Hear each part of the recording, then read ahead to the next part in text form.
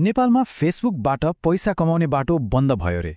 आज दिनभरि सामाजिक सञ्जालमा यही हल्लाले सबैलाई तनाव दियो, होइन?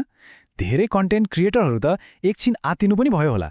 तर के यो हल्ला साँच्चै हो त? आउनुहोस्, आज हामी यही कुराको चिरफार गर्नेछौँ र सत्य के हो त्यो बुझ्नेछौँ। हो, आज बिहानैदेखि नेपालका धेरै फेसबुक क्रिएटरहरूको ड्यासबोर्डमा ठ्याक्कै यही नोटिफिकेसन देखियो, जसमा लेखिएको थियो, स्थानीय कानुनी कारणले गर्दा तपाईको पेजले केही मोनिटाइजेसन टुलहरूमा पहुँच गुमाएको छ। अब यस्तो मेसेज देखेपछि कसको मन नआत्तिएला र?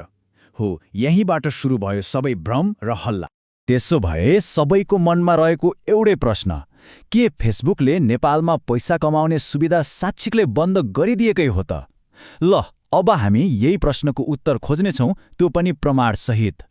त्यो एउटा स्क्रिनसटले त सामाजिक सञ्जालमा डढेलो नै लगायो। कसैले राम्रोसँग नबुझी ल फेसबुकले मोनिटाइजेसन नै बन्द गर्यो भनेर लेखे, कसैले नेपाललाई लिस्टबाटै हटायो भनेर भिडियो बनाए। अब यस्तो भएपछि दिनरात मेहनत गर्ने क्रिएटरहरू झन् कति चिन्तित भयो होलान्। ल, सबैभन्दा पहिले त ढुक्क हुनुहोस्, फेसबुकले नेपालमा कन्टेन्ट मोनिटाइजेसन बन्द गरेको छैन। सामाजिक सञ्जालमा फैलिएका ती सबै खबरहरू गलत हुन्। त्यसो भए वास्तविकता के हो त? हल्लालाई एकछिन साइड लगाउँ र तथ्यमा कुरा गरौँ। डिसेम्बर 17, 2025 सम्मको ताजा स्थिति हेर्दा हल्ला र यथार्थमा आकाश जमिनको फरक छ। यो तालिकामा हेरौँ न। फेसबुकको आफ्नै आधिकारिक सूची अनुसार नेपाल अहिले पनि मोनिटाइजेसनका लागि योग्य देश हो। Content monetisation, stars, performance bonus जस्ता मुख्य सुविधाहरू सबै चलिरहेका छन्, मतलब एक्टिभ छन्। त्यसैले देश नै सूचीबाट हट्यो भन्ने कुरामा कुनै सत्यता छैन। यदि मोनिटाइजेसन बन्द भएको छैन भने फेसबुकले त्यो डराउलो देखिने नोटिफिकेसन किन पठायो त? सबैलाई कन्फ्युज बनाउने त्यो सूचनाको वास्तविक अर्थ के हो? ल, अब त्यो बुझौँ। ओके, अब त्यो नोटिसले साँच्चै के भन्न खोजेको हो अलिकति गहिरिएर हेरौँ है त। यो कुरा आफैले पनि सजिलैसँग चेक गर्न सकिन्छ।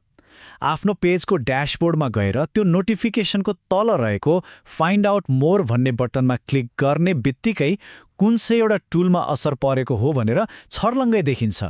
जब फाइन्ड आउट मोरमा क्लिक गरिन्छ तब थाहा हुन्छ कि असर परेको टुल त सब्सक्रिप्सन्स पो रहेछ।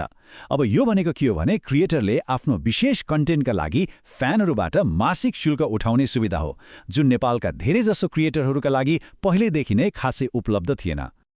अब आउँछ सबैभन्दा चाखलाग्दो कुरा। त्यो नोटिसमा स्थानीय कानुनी आवश्यकता वा लोकल लिगल रिक्वायरमेन्ट भनेर किन लेख्यो त? हो, यहीँनिर छ सबै रहस्यको जड।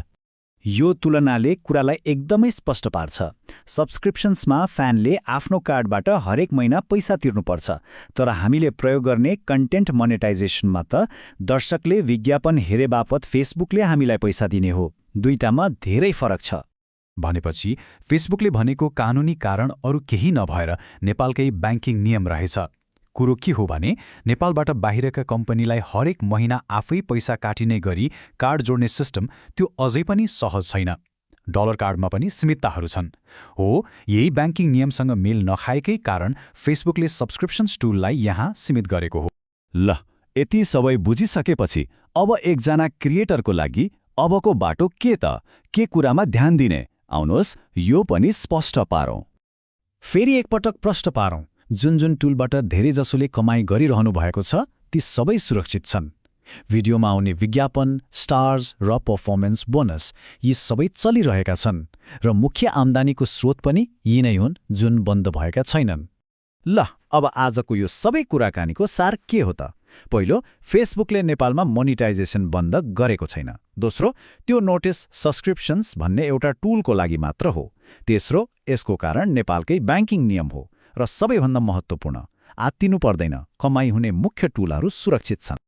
आजको लागि त सबै कुरा छर्लङ्ग भयो, तर यो डिजिटल दुनियाँ सधैँ परिवर्तन भइरहन्छ। आज जे छ भोलि त्यही नरहन सक्छ। त्यसैले भोलि के होला त्यो त भोलि नै थाहा होला।